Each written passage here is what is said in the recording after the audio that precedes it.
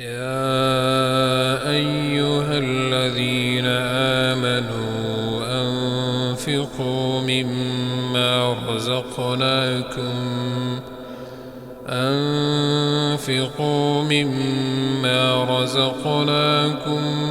من قبل أن يأتي يوم لا بيع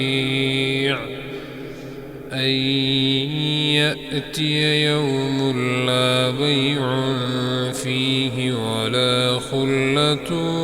ولا شفاعة والكافرون هم الظالمون. الله لا إله إلا هو الحي القيوم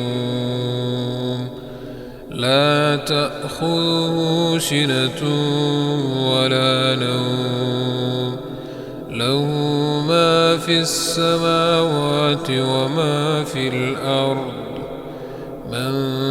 ذا الذي يشفع عنده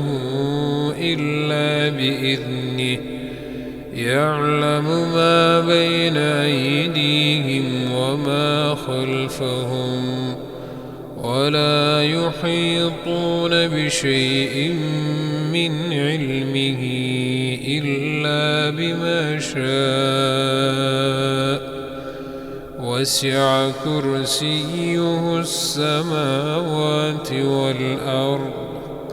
ولا يؤوده حفظهما وهو العلي العظيم. لا إكراه في الدين قد تبين الرشد من الغي